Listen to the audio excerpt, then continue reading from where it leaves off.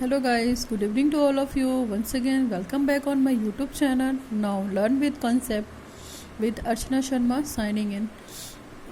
हमारा जेंडर के बहुत सारे टॉपिक्स थे वो ख़त्म हुए, ठीक है। तो अभी हम बात करते हैं कि उसकी इम्प्लीकेशंस क्या हैं हमारे एजुकेशन सिस्टम पे और शिक्षा के लिए उसकी इम्पोर्टेंस क्या है। Educational implications of gender terms, ये जो एजुकेशनल इम्प्लीकेशंस हैं आपकी, ये जेंडर स्टीरियोटाइप्स के लिए भी आप यूज़ कर सकते हैं, जेंडर आइडेंटिफिकेशन के लिए यूज़ कर सकते हैं, जेंडर रोल टाइपिंग के लिए यूज़ कर सकते हैं कि पर्टिकुलर शिक्षा के संदर्भ में उसकी निहितार्थ क्या है या उसकी इम्पोर्टेंस क्या है, एजुकेशनल इम्प्लीकेशंस या शैक्षिक निहितार्थ जिसको बोलते हैं।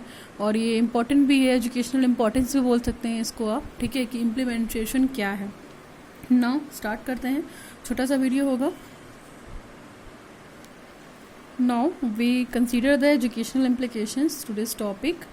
Now society perceives a female child as a different from a male child. आपको पता है कि जो हमारे समाज में आपको पता है कि स्त्री और पुरुष दो ही तरीके के लोग हैं, दो रूपों में पाए जाते हैं, एक मेल हो गया, दूसरा फीमेल हो गया। स्टार्टिंग में अगर देखा जाए तो आपको पता है कि लोग लड़के को ही ज़्यादा इंपॉर्टेंस देते थे, लड़कियों को कम देते थे। पर आज की डेट में शिक्षा के माध्यम से ये चीज़ें थोड़ी थोड़ी ख़त्म हो रही हैं और आपको पता है कि हम लड़के लड़कियों को फिजिकली बेसिस पे आइडेंटिफाई कर सकते हैं, फिजिकली और बायोलॉजिकल यानी कि सेक्स के बेसिस पे भी आइडेंटिफाई कर सकते हैं, ठीक है। और उसकी शारीरिक संरचना में भी विभेद होता है, आपको पता है। तो ये सारी चीज़ों के बारे में बात करेंगे। तो हमारी जो सोसाइटी है उसका डिफरेंट परसेप्शन है बॉयज़ के लिए और गर्ल्स के लिए। वो जितना इम्पोर्टेंस बॉयज़ को देती है सोसाइटी में रहने वाले, उतना गर्ल्स को नहीं देती है। As such it assign the stereotype rules to the female child. और जितनी ये रूढ़िवादिता वाली चीज़ें होती हैं, जितनी ये स्टीरियोटाइप की चीज़ें होती हैं, स्टीरियोटाइप इन द सेंस की, और स्टीरियोटाइप्स का जो रूढ़िवादिता है मतलब रूल्स रेगुलेशन होते हैं, जो नोशंस होते हैं, हमारे प्री कंसीव्ड नोशंस होते हैं, जो मतलब एक बिल्कुल चलती आ रही है सिस्टमेटिक वे से कि हाँ ये लड़कियों के लिए ऐसा है तो हमारी सोसाइटी ऐसी है। तो उसी चीज़ों को भी फीमेल चाइल्ड के कंसीडर में देखते हैं। तो एजुकेशन हमारा ये भी है। नेक्स्ट है हमारा, it is seen that the some teacher in school while teaching give examples and use teaching strategies which are biased against the girl student. देखिए कभी कभी क्या होता है, कुछ अध्यापक भी अनजाने में ही सही लेकिन ये चीज़ें कर जाते हैं और वो भी जेंडर डिस्क्रिमिनेशन और जेंडर बियास के बारे में बात करते हैं। अपने पढ़ाते वक्त बहुत सारे एग्जाम्पल्स देते हैं वो, कि लड़कियों अपने टीचिंग में ये सारे एग्जाम्पल देते हैं कि लड़कियां के लिए मतलब टीचिंग स्ट्रेटजी ऐसी होनी चाहिए। वो ऐसी स्ट्रेटजी को यूज़ करते हैं कि लड़के को ज़्यादा क्वेश्चनिंग करते हैं, लड़कों से ज़्यादा बातचीत करते हैं, लड़कियों से ज़्यादा कंसर्न रहते हैं। और वो जैसे एक्टिविटी वगैरह करा रहे हैं स्कूल में तो टीचर ये करते हैं कि मेल बॉय को मतलब ज़्यादा इन्वॉल्व करा लेते हैं इन कंपैरिजन टू लड़कियों को। जैसे स्पोर्ट्स की बात की जाए तो स्पोर्ट्स में लड़कियों को बहुत कम आंका जाता है, लड़कों को ज़्यादा आंका जाता है। तो ये भी क्या है, एक तरीके से देखा जाए कि जेंडर बायस के लिए बहुत बड़ा एक रीज़न है ना। तो हमारे टीचर्स को ये नहीं करना चाहिए। हमारे टीचर्स को जो भी क्लास में गर्ल और बॉयज़ हैं सबको दोनों को सेम ट्रीटमेंट देना चाहिए। जेंडर इक्वलिटी देखनी चाहिए कि वो लैंगिक तौर पे उनमें कोई भेदभाव ना करें, ठीक है। उनके एबिलिटी के बेसिस पे, उनकी नीड्स के बेसिस पे उनको अपने हिसाब से एजुकेशन दें और लड़के और लड़कियों को भी हर स्पोर्ट्स में उतना ही इन्वॉल्वमेंट दें जितना वो लड़के को दे रहे हैं, ठीक है। तो इससे क्या होगा, लड़कियों के अंदर भी जो जेंडर स्टीरियोटाइप की फीलिंग है उसके अगेंस्ट बहुत मतलब फीलिंग एक सॉलिड डिटर्मिनेशन हो जाएगा, एक अच्छा सा आप कह सकते हैं कि इनिशिएटिव हो जाएगा कि वो अपने आप को भी सोसाइटी में कुछ सम्मान दे पाएंगे, कुछ वैल्यू दे पाएंगे, ठीक है। एक तो ये हो गया। तीसरा है हमारा, such teachers opinion that the girls should have a different type of education which may be helpful for them to develop a good housewife and a mother. देखिए कुछ टीचर का ओपिनियन क्या होता है कि लड़कियों को डिफरेंट तरीके की एजुकेशन देने लगते हैं। वो ये एजुकेशन देने लगते हैं कि लड़कियां एक अच्छी हाउस कीपिंग हो सकती हैं, हाउस वाइफ हो सकती हैं, बच्चों को अच्छे से देख सकती हैं, यानी कि एक घर की 4 बाउंड्री के अंदर ही उनकी इमेज को बना देते हैं। बट टीचर को ऐसा नहीं करना चाहिए। टीचर के ओपिनियन को एकदम फ्री माइंडेड होना चाहिए, ठीक है। और टीचर फ्री माइंडेड होना चाहिए। और दूसरी चीज़, टीचर जैसा स्कूल में पढ़ा रहा हो अपने घर में भी वैसा ही बिहेव करे अपनी वाइफ के साथ, अपनी बेटी के साथ और अपनी सोसाइटी की जितनी भी फीमेल लेडीज़ हैं। तो उसको अपना ओपिनियन चेंज करना चाहिए। आज के हिसाब से उसको लड़की को भी उतनी इंपॉर्टेंस देनी चाहिए, लड़की की पढ़ाई को भी उतनी इंपॉर्टेंस देनी चाहिए।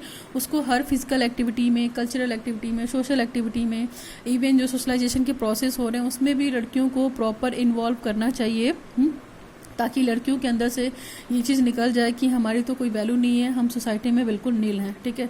तो उसको अपने कल्चर के लिए भी प्रमोट करना चाहिए। कास्टिज्म वाली चीज़ें भी ख़त्म कर देनी चाहिए, जो हमारा ये एक बना हुआ है ना कि हम लड़के लड़कियों के मध्य जो मतलब ये सेक्सुअल डिस्क्रिमिनेशन की बात करते हैं, जेंडर डिस्क्रिमिनेशन की बात करते हैं, ख़त्म कर सकते हैं। किसके माध्यम से? शिक्षा के माध्यम से। और अच्छी अच्छी जो टीचिंग स्ट्रेटजीज़ वगैरह हैं उनको यूज़ करिए, नए नए कॉन्सेप्ट को लाइए, और आप अच्छे अच्छे एग्जाम्पल्स दीजिए अपने बच्चों को, गर्ल्स को, कि ये लड़कियों ने इन फील्ड में इतना काम किया है। उनकी प्रॉपर ऑटोबायोग्राफी बनवाइए, ठीक है। लड़कियों को भी कल्चरल एक्टिविटी में इन्वॉल्व कीजिए। इसके बाद उनको बाहर के लिए भी इन्वॉल्व कीजिए, स्पोर्ट्स के लिए भी कीजिए। वो भी क्रिकेट अच्छा खेल सकती हैं, बैडमिंटन, हॉकी अच्छा खेल सकती हैं, जैसे साइना नेहवाल है, वो बैडमिंटन काफ़ी अच्छा खेल सकती हैं और उनका नाम से सभी फेमिलियर है, उनकी फैमिली वाले कितना गर्व करते होंगे, ठीक है। फिर सानिया मिर्ज़ा की बात करते हैं तो वो भी टेनिस प्लेयर हैं, तो उनको पता है कि उनका भी कितना नाम एंड फेम है। तो इस तरह की चीज़ों के एग्जाम्पल दीजिए आप अपने बेटियों को और अपने क्लास की लड़कियों को, ताकि वो प्रमोट हों, इन सब चीज़ों को देख के मोटिवेटेड हों और अपने आप को इनकरेज फील करें, ठीक है। ना कि ऐसे एग्जाम्पल्स दीजिए जिससे वो क्या है मतलब फ्रस्ट्रेटेड हो जाए, जिससे वो स्ट्रेसफुल फील करें। इन सब चीज़ों को भी ख़त्म किया जाना चाहिए। नेक्स्ट है हमारा, an attempt should be made to recognize the individual differences between girls and boys and make use these during the teaching learning process। ये तो हमको पता है कि हम इंडिविजुअल डिफरेंसेस हैं और हम इस चीज़ को डिनाई नहीं कर सकते हैं कि हम इंडिविजुअल डिफरेंसेस बेसिस पे मेल और फीमेल बॉय को, मतलब मेल गर्ल को और फीमेल बॉय, और मेल बॉयज़ को और फीमेल गर्ल्स को मतलब डिस्क्रिमिनेट कर सकते हैं कि हाँ ये लड़का है, ये लड़की है, उसके क्लोथिंग के बेसिस पे, कपड़ों के स्टाइल पे, वे ऑफ टॉकिंग के, ठीक है। लड़कों का बात करने का तरीका अलग होगा, वो बिल्कुल थोड़े एग्रेसिव होंगे, है ना, गुंडा टाइप के होते हैं। सभी की बात नहीं कर रही हूँ मैं, कुछ की बात कर रही हूँ, ठीक है। और वो बहुत डोमिनेंट शो करते हैं कि आई एम अ बॉय, है ना, और बहुत अच्छी फैमिली से बिलोंग करते हैं तो वो और ही दादागिरी दिखाते हैं। तो इस तरह की चीज़ें भी होती हैं, इस पर भी डिफाइन कर सकते हैं। और लड़कियों का नेचर आप देखेंगे बहुत शाय टाइप का होता है, कुछ को छोड़ के, ठीक है। वो अपनी बात को रखने में ही 4 घंटे सोचती हैं अगर उनके। और दूसरी चीज़, उनको ये भी प्रॉब्लम होती है कि उनके स्कूल में मेल अध्यापक है जो मतलब पढ़ा रहा है, तो उससे वो प्रॉपर अपनी चीज़ों को कह नहीं पाती हैं। तो हमारी शिक्षा संस्था को भी इन बातों का ध्यान रखना चाहिए कि अगर हमारा गर्ल्स कॉलेज है तो हम जो स्टाफ की रिक्रूटमेंट कर रहे हैं वो फीमेल स्टाफ की रिक्रूटमेंट करें, ताकि लड़कियाँ अपनी समस्याओं को उनसे जो भी रिलेटेड समस्याएँ हैं, चाहे वो पढ़ने से लेकर हैं, कभी कभी पर्सनल समस्याएँ भी हो जाती हैं पढ़ाई के अलावा, वो भी टीचर से डिस्कस कर सकें। हो सकता है वो टीचर उसका सोल्यूशन दे देगी। तो ये सारी चीज़ें भी होनी चाहिए, ठीक। और दूसरी चीज़, टीचिंग लर्निंग प्रोसेस में हम जब भी पढ़ाएं, अच्छी टीचिंग से पढ़ाएं, लड़कियों को भी क्वेश्चंस पूछें और उनसे आंसर्स मांगें, वो अच्छा करेंगी। लड़कियों को भी अच्छा प्रोजेक्ट बनाने के लिए दिए, साइंस की एग्जीबिशन वगैरह में इन्वॉल्व करें, लड़कियां अच्छा कर सकती हैं क्योंकि उनका माइंड बहुत क्रिएटिव होता है। और जो डेकोरेशन का काम होता है वो काम बहुत अच्छा करा सकते हैं आप लड़कियों से, है ना, स्कूल में जब भी कोई प्रोग्राम या फंक्शन हो। इसके अलावा और भी साइंस की एग्जीबिशन में आप उनको प्रोजेक्ट बनाने के लिए दीजिए, ग्रुप बना दीजिए प्रॉपर। तो ये सारी चीज़ें भी करके हम क्या कर सकते हैं, कहीं ना कहीं जेंडर डिस्क्रिमिनेशन को ख़त्म कर सकते हैं, ठीक है। और एक टीचर, देखिए टीचर जो चाहेगा तो बच्चे को हर तरह से प्रमोट करेगा, हर तरह से मोटिवेट करेगा, ठीक। उन्हें इतना प्रेरित कीजिए कि वो अपने आप को समझे कि हाँ उनकी भी अपनी एक इम्पॉर्टेंस है, ठीक है। उनको सिखाते रहिए। और आपको पता है कि शिक्षा से बड़ा कुछ नहीं है। शिक्षा की स्थिति या एजुकेशन की स्थिति जितनी अच्छी हमारी सोसाइटी में होगी, हमारी लड़कियों की कंडीशन या हमारे वुमेंस की कंडीशन उतनी ही अच्छी हमारे सोसाइटी में होगी। हम कहीं ना कहीं, आप एग्जाम्पल लीजिए केरल का लिटरेसी रेट कितना ज़्यादा है, ठीक है। केरल का लिटरेसी रेट हमारे ख्याल से इस समय 94 समथिंग होगा या 95, उससे भी ज़्यादा होगा। हम यहाँ बहुत पहले की बात करें जब मेरे कंसर्न में था, अभी की डेट में तो बढ़ गया होगा। केरल हो गया, मिज़ोरम हो गया, ठीक है। ये सब मतलब एक ऐसे लिटरेट स्टेट है और यहाँ की फीमेल्स बहुत सेटअप है। आप कभी देखेंगे यहाँ की नॉर्मल जो हाउसवाइफ फीमेल्स भी होती हैं ना, तो उनका वे ऑफ टॉकिंग कितना अच्छा होता है और उनका पूरा वे ऑफ टॉकिंग इंग्लिश में होता है। मैंने देखा है बहुत सारी गर्ल्स को बहुत प्रॉपर वे में बोलती हैं। इवन घर की जो ओल्ड एज की महिलाएं होती हैं उनका भी वे ऑफ टॉकिंग इंग्लिश में होता है। तो आप सोचिए कि उनको बहुत अच्छे स्कूल में पढ़ाया गया होगा शुरू से। और दूसरी चीज़ें, वहाँ की फीमेल्स बहुत फ्री हैं एजुकेशन के लिए, हर चीज़ के लिए। और आपको पता है केरल एक संपूर्ण क्या है, साक्षर है। वहाँ पे लड़के लड़कियों का जो रेशियो है पढ़ने का बहुत अच्छा है, ठीक है। आज की डेट में देखा जाए तो हम भी उन सब चीज़ों को फॉलो कर सकते हैं। हमारे गवर्नमेंट ने, हमारे कॉन्स्टिट्यूशन ने बहुत सारी चीज़ें दी हैं जहाँ पे बालिकाओं की शिक्षा की बात की गई है।